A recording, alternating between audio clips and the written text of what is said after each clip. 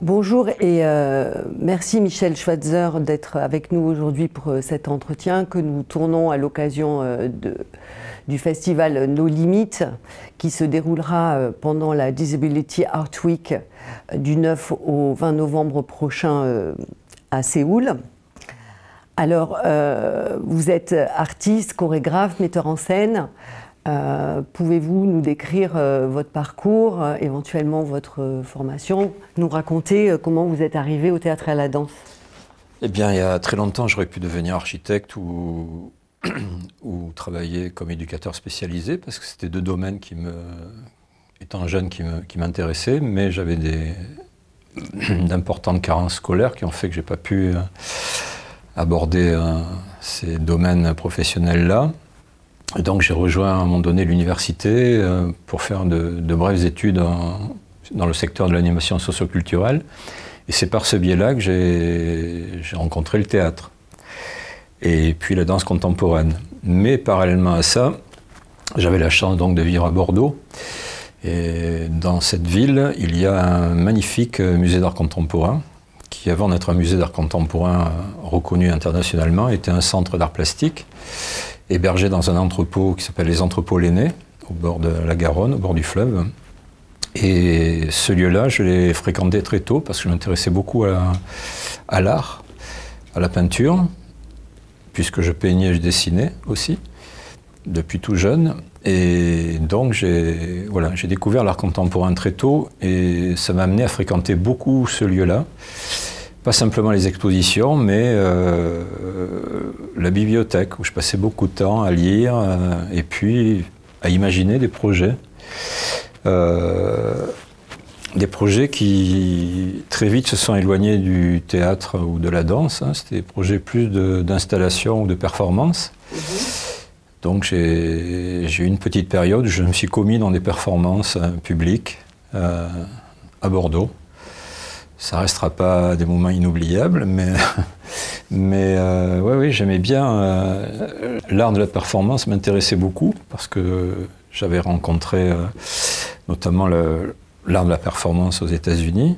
Je suis pas allé là-bas, mais en me documentant beaucoup là-dessus, j'étais assez fasciné par ce qui se passait à cet endroit-là.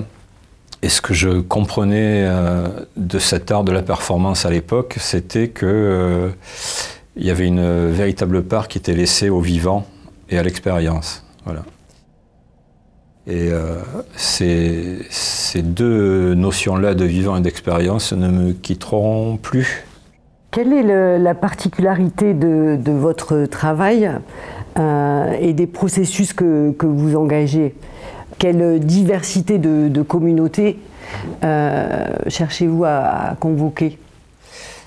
D'abord, il y a une chose qui me tient à cœur, et ça part d'une observation que je crois juste, c'est que dans le lieu dans lequel je travaille, dans le théâtre, celui-là permet de mieux voir et de mieux entendre le vivant qui s'exhibe sur scène.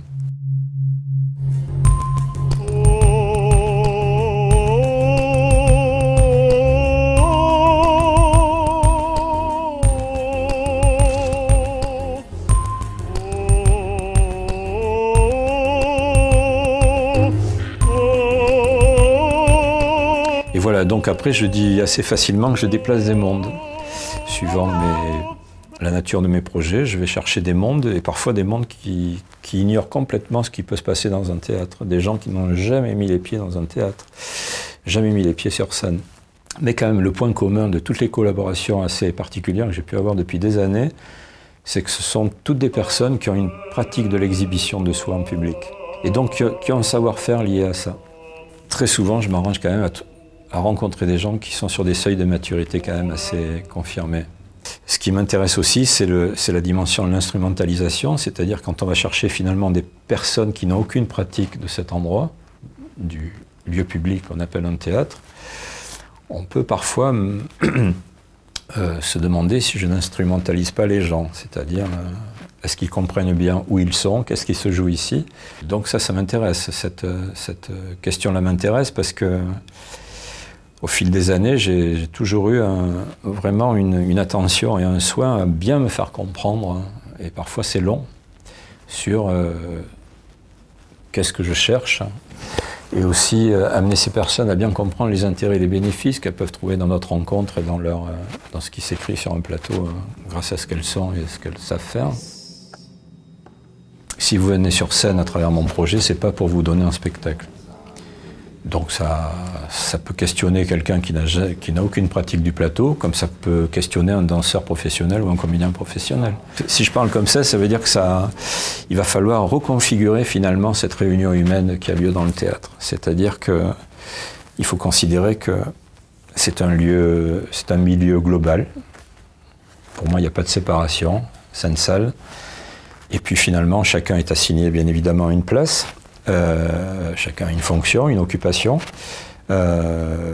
Chacun a des intérêts à être là, à se regarder. Mais on est dans le monde. Le monde a lieu. On est des semblables. Il n'y a rien d'exceptionnel dans ce face-à-face. Ce qui est exceptionnel, par contre, c'est que ce face-à-face puisse avoir lieu. C'est-à-dire qu'il y a encore des gens qui reviennent dans ces lieux-là pour regarder du vivant sur scène. Ça, c'est quand même extraordinaire. Hein. Je peux faire une référence à un philosophe avec qui j'ai déjà collaboré, qui s'appelle Bruce Bégou. Bruce Bégou s'est beaucoup intéressé à la quotidienneté.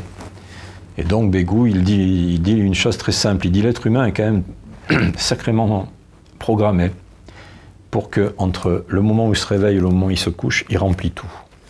Voilà, tout est rempli d'actions, de déplacements, de relations, d'activités, voilà. Et il sent qu'il faut qu'il fasse ça tous les jours, pour ne pas sentir sa condition originelle d'être au monde et sa situation dans ce néant. Vous dites observer, justement, chercher à savoir comment les gens remplissent leur quotidienneté sans perdre pied pour échapper aux mauvaises pensées. Ouais. Donc il s'agirait de ces mauvaises pensées que vous venez d'évoquer, c'est-à-dire peut-être des échappatoires. Il faut échapper aux mauvaises pensées, il ne faut pas laisser trop de place pour les mauvaises pensées liées à notre finitude et notre situation dans le néant. Mais il faut aussi, et ça c'est ce qui m'anime aussi, c'est de créer des situations où les personnes sont obligatoirement dans l'instant présent et vivant, tel qu'on est là face à face. Mais dans tous les cas, c'est pas pour rien que je travaille dans ce lieu-là. Parce que je sais que dans ce lieu-là, même si je m'isole du soleil 8 heures par jour, voire plus parfois, je sais que ça me demande une qualité de présence et un travail dans l'instant qui est très clair, très net et très nourrissant pour moi. Voilà. Surtout quand quand je constitue des communautés très hétérogènes. Comment vous les cherchez et trouvez, ces communautés provisoires? J'ai toujours eu beaucoup de chance. Je me suis rarement trompé, donc je dois certainement avoir quelques intuitions. Depuis des années, j'ai la chance de rencontrer des très très belles singularités. Je peux prendre un exemple. Quand j'ai fait Kings, je lisais chez ma mère le quotidien Sud-Ouest, le journal local, et je ne lis pas les pages de sport, ça ne m'intéresse pas. Donc je passe par-dessus, et ce jour-là, il y avait pourtant une photo en noir et blanc, où on voyait un homme, visiblement avec des traits de boxeur, qui tenait par le cou Mike Tyson, le fameux boxeur Mike Tyson. Et donc j'ai lu le titre c'était « Le fou de Tyson ». Et donc j'ai lu l'article qui racontait que dans la banlieue de Bordeaux, il y avait un jeune boxeur, semi-professionnel, qui était amoureux de Mike Tyson et qui avait rencontré son idole à Manchester grâce à Canal+. Voilà, donc c'était ce qui était relaté dans cet article. Eh bien, je ne sais pas pourquoi, mais j'ai tout fait pour rencontrer cet homme. Donc on s'est rencontrés et je lui ai dit, j'aimerais bien que vous me parliez de pourquoi cette rencontre avec Tyson, comment elle a eu lieu, etc. Et j'ai eu de la chance de tomber sur quelqu'un qui était très loquace, et surtout très passionné. Donc il m'a fait le récit de sa rencontre avec Tyson, il m'a expliqué pourquoi, où ça s'origine, enfin l'origine de ça, et qu'est-ce qui avait fait qu'il avait pu filer à Manchester.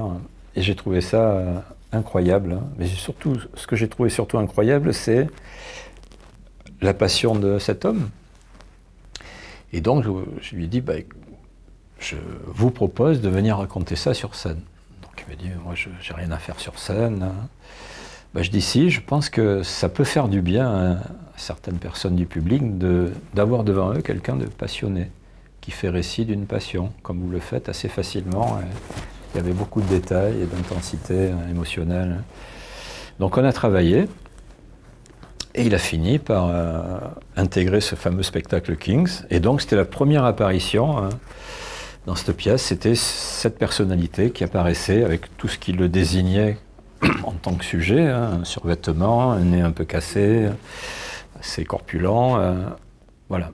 Et donc je savais, en le faisant apparaître au début de cette fameuse pièce, que ça allait déclencher naturellement des a priori immédiats de la part de certaines personnes du public. C'est-à-dire, les traits qui désignaient cet homme, on pouvait tout de suite le ranger dans une catégorie de peut-être de personnes qui ne réfléchissent pas, qui n'a pas de sensibilité, qui doit sûrement aimer le contact physique.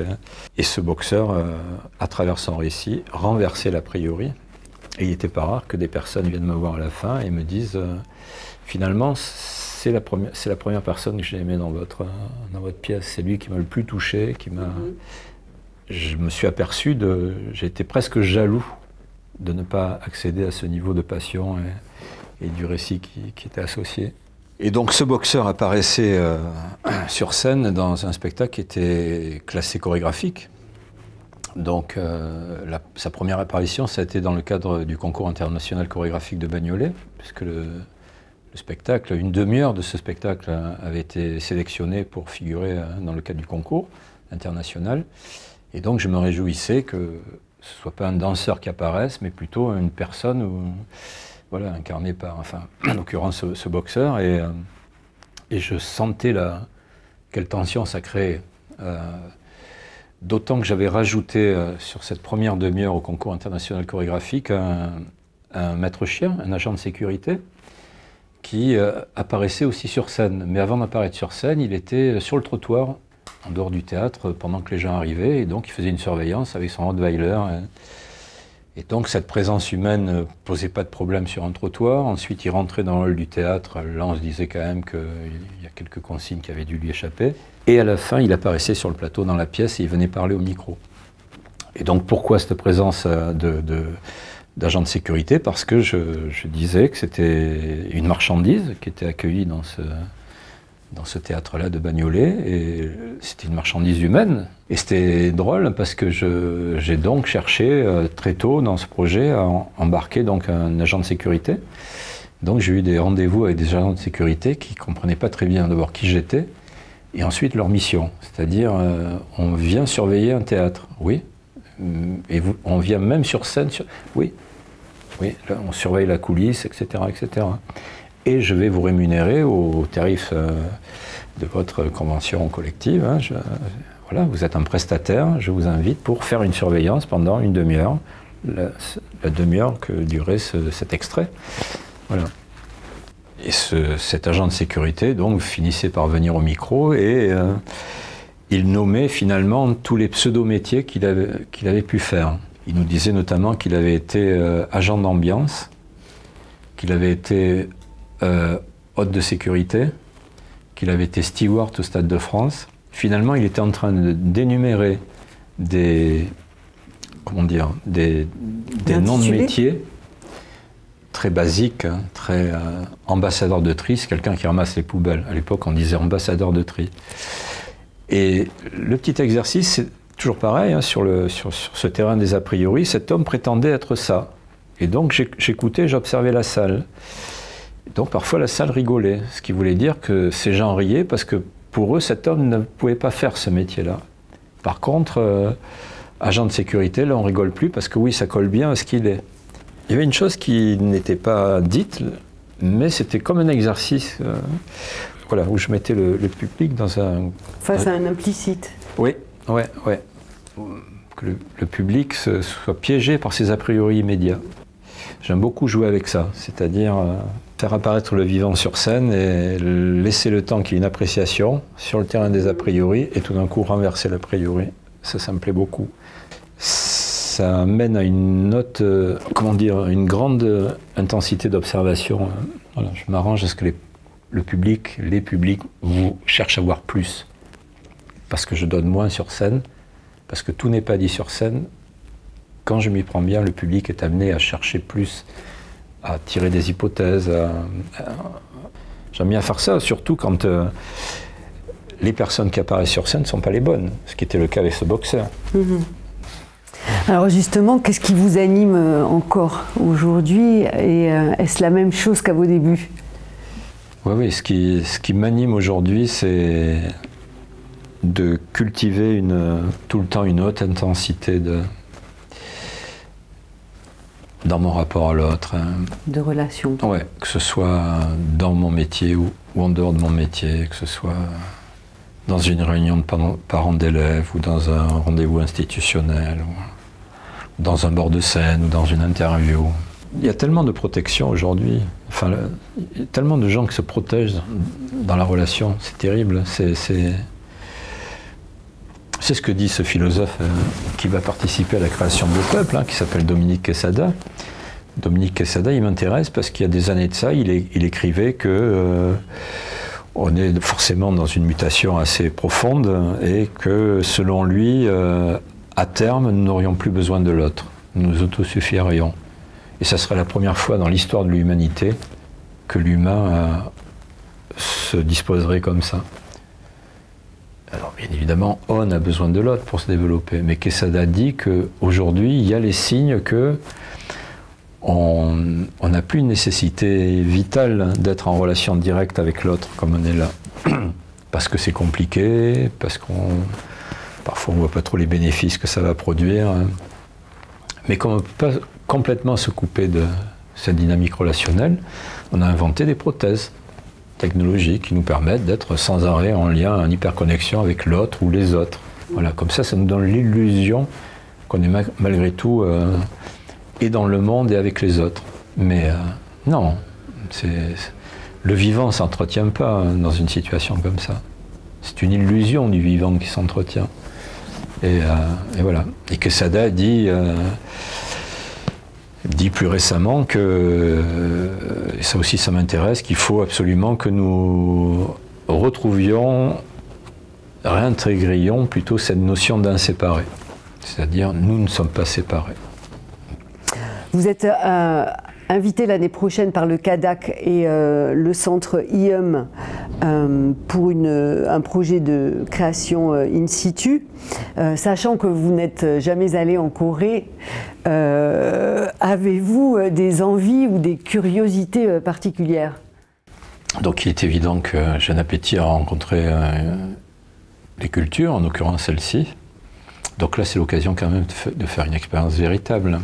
Cette notion d'expérience, je crois que c'est parce qu'on a un déficit d'expérience véritable aujourd'hui que le monde y tourne de cette manière-là. Voilà. Et par expérience, il faut entendre que l'expérience, c'est quelque chose que je vis, que je traverse véritablement. C'est pas... Je ne fais pas l'expérience d'un pays parce qu'on me le montre en image et qu'on me raconte l'histoire de ce pays. Ça, c'est un apport de connaissance que j'ai, mais ce n'est pas une expérience véritable. Je vais être plus clair. J'ai fait un projet il y a des années de ça qui s'appelait Primitif. Ce projet, c'était de prendre un sujet d'étude qui était le suivant. On sait que l'industrie nucléaire produit des déchets, comme toute industrie. Mais la particularité de l'industrie nucléaire, c'est qu'elle produit 3-4% de déchets ultimes qu'on n'arrive pas à recycler. Et ça depuis très très longtemps. L'humain ne sait pas quoi en faire. Donc jusqu'à présent, enfin il y a encore quelques années de ça, il les saisissait dans des barres de verre qui mettaient 5 ans à refroidir dans des immenses piscines, notamment à La Hague. Et puis il y a des années de ça, l'humain s'est dit, tiens, si on les enfouissait sous terre. Et donc, il y a des grands projets comme ça. Il y a déjà des sites d'enfouissement. Un grand site Onkolo en Finlande, un des plus importants du monde, je crois, où sur des kilomètres linéaires sous terre, on rentre ces barres en verre contenant du déchet ultime dans des caissons en acier. Et voilà. Et donc, on referme tout ça et on oublie ce qu'on a mis sous terre. Au final, cette cité radioactive doit nous rappeler qu'on doit rester actif et qu'on doit rester en éveil sur ce protocole. Et la deuxième chose qui est importante, c'est l'institution humaine. Ce que vous avez compris, c'est que l'humain et le vivant est placé au cœur de ce projet. Pourquoi ? Car nous pensons qu'il est le seul responsable de sa propre humanité, et de sa transmission de sa mémoire vers des générations futures. D'accord. Dans tous les cas, il y a un parallèle avec le projet sur le rapport de Nicole et Saïd sur la place de l'humain. Et voilà. Et donc aujourd'hui, par rapport à ce spectacle, je suis très documenté. Hein, j'ai une très grande connaissance de cette chose-là. Mais ça ne me pose pas un grand problème que les déchets soient enfouis sous terre. Pourquoi ? Parce que je n'ai pas fait l'expérience de fréquenter ces lieux. Je ne sais pas ce que c'est, moi, un tunnel à 500 mètres sous terre. Je ne sais pas ce que c'est un déchet nucléaire ultime. Je ne sais pas ce que c'est un atome. Je ne sais pas ce que c'est un... Donc, je fais une expérience intellectuelle de la chose. Voilà, je ne fais pas une expérience véritable de la chose, ce qui veut dire qu'elle peut avoir lieu. Donc, c'est ça. C'est le déficit dont je parle aujourd'hui, qui n'est pas nouveau, hein, mais ne pas faire l'expérience véritable des choses, c'est nous mettre dans des dispositions où tout peut arriver, et tout arrive. L'expérience, c'est le commun, créer du commun. Oui, mais le vivre en commun, l'éprouver en commun. Ouais.